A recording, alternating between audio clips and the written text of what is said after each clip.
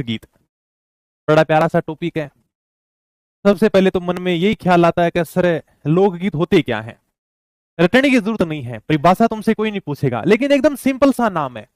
लोक मतलब लोग, गीत मतलब गाना। लोगों के द्वारा जो गीत गाए जाते हैं, जो गाने गाए जाते हैं, वही लोकगीत हैं। एक किसान हल जोतते हुए तेजाजी महाराज का सॉन्ग गा रहा है। लागू लागू जेठ है साठ कंवर तेजा रहे, लग तो ही लागू श्रवण भादवो। उस किसान के पास में किसी प्रकार का कोई वाद्य यंत्र नहीं है, उसके पास में कोई सुर नहीं है, कोई राग नहीं है, लेकिन वो किसान अपनी धुन में गाना गा रहा है। वही क्या है? लोकगीत है। तो आज अपने को ये पढ़ने हैं, लोगों के द्वारा जो गीत गाए जाते हैं वो लोकगीत हैं। शुरुआत में हमें लोकगीतों से संबंधित कथनों के बारे में पढ़ेंगे। 3 कथन हैं। जैसे महात्मा गांधी लोकगीत के बारे में कहते हैं कि लोकगीत जनता की भाषा व हमारी संस्कृति के पहरेदार हैं। ये बात की महात्मा गांधी ने, कि लोकगीत जनता की भाषा है। महात्मा गांधी कहते हैं कि अगर कोई व्यक्ति लोकगीत गा रहा है तो उस गीत से उसकी भाषा का पता चलता है। तो क्या है? लोकगीत जनता की भाषा है। अगर लोकगीत जीवित रहेंगे तो हमारी संस्कृति जीवित रहेगी। ये गीत हमारी संस्कृति के पहरेदार है, हमारी संस्कृति को बचा कर रख रहे हैं। ये जो कथन है लोकगीत के बारे में, ये कथन है महात्मा गांधी का। रविंद्रनाथ टैगोर ने कहा है कि लोकगीत संस्कृति का सुखद संदेश ले जाने वाली कला है। रविंद्रनाथ टैगोर कहते हैं कि लोकगीत हमारी संस्कृति का सुखद संदेश देते हैं। जब हम लोकगीत को सुनते हैं तो हमें एक अलग ही आनंद आता है, हम हमारी संस्कृति से परिचित होते हैं, तो हमें एक सुखद संदेश मिलता है। देवेंद्र सत्यार्थी ने लोकगीत के बारे में कहा है कि लोकगीत किसी संस्कृति के मुंह बोले चित्र हैं। यह बात कही है देवेंद्र सत्यार्थी ने। इनके अनुसार लोकगीत किसी संस्कृति को जानने का मुंह बोला चित्र है। आप किसी के लोकगीत सुनकर उसकी संस्कृति का चित्र बना सकते हो, उसकी संस्कृति के बारे में जान सकते हो, उसकी संस्कृति का चित्र आपके सामने एकदम प्रस्तुत हो जाएगा। ये कथन है देवेंद्र सत्यार्थी का। तो ये आपके जो 3 कथन है, थोड़ा सा ध्यान रखना, कभी कभी एग्जाम में यहां से सवाल पूछ लिया जाता है। तो सबसे पहले हम जो लोकगीत पढ़ रहे हैं वो हमारे राजस्थान का राज्य गीत है। उसका नाम है केसरिया बालम पधारो मारा देश। राजस्थान का राज्य गीत है। पत्नी प्रदेश गए पति को संदेश भेजती है। इस गीत के माध्यम से पत्नी अपने प्रदेश के पति को वापस बुला रही है।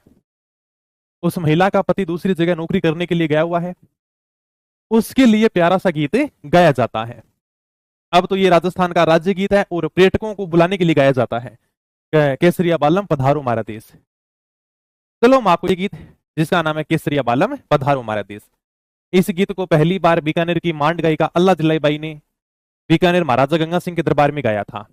तब से ये गीत प्रसिद्ध है, जो आज भी हमें राजस्थान में सुनने को मिलता है।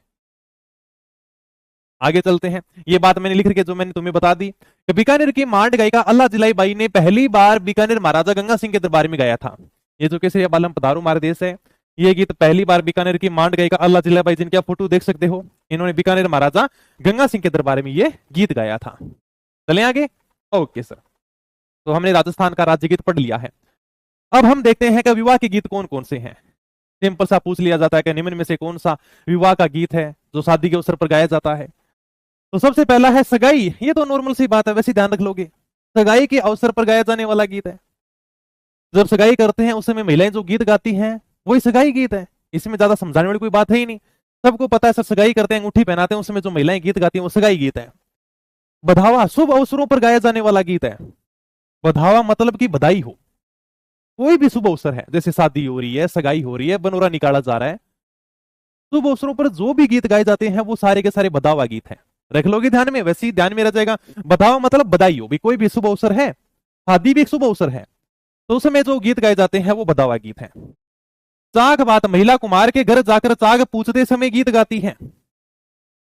शादी वाले घर की जो महिलाएं होती है वो कुमार के घर जाती हैं, मटके की पूजा करके आती हैं। इन्हें क्या बोलते हैं? चाक पूजना।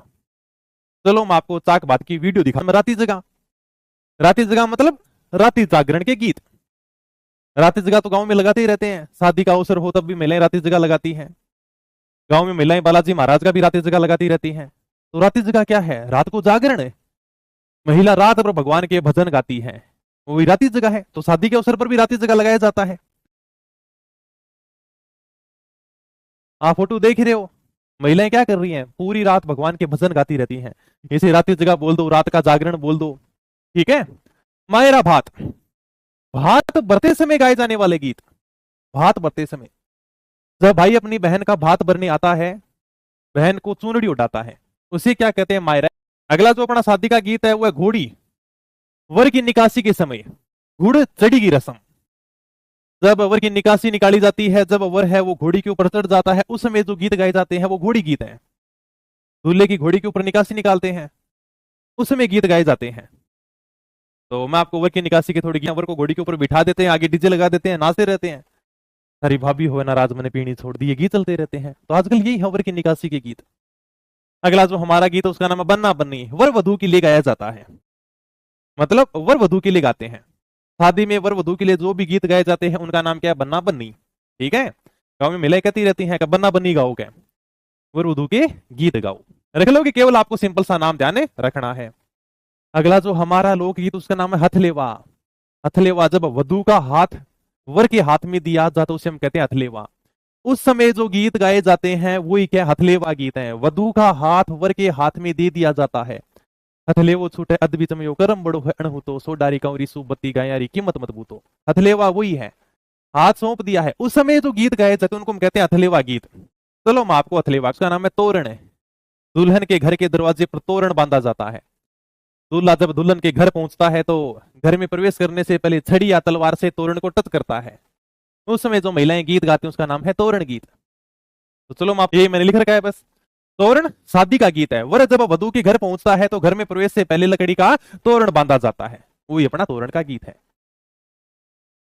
अगला जो हमारा विवाह का गीत है उसका नाम है पीठी। वर वधू को उबटन पीठी लगाते समय गाते हैं। दूल्हे दुल्हन को नहलाने से पहले हल्दी की पीठी लगाते हैं, और उस समय जो गीत गाए जाते हैं वही पीठी गीत हैं। उबटन मतलब कि त्वचा को साफ करने के लिए हल्दी का जो पेस्ट बनाते हैं ना, उसी उबटन कहते हैं।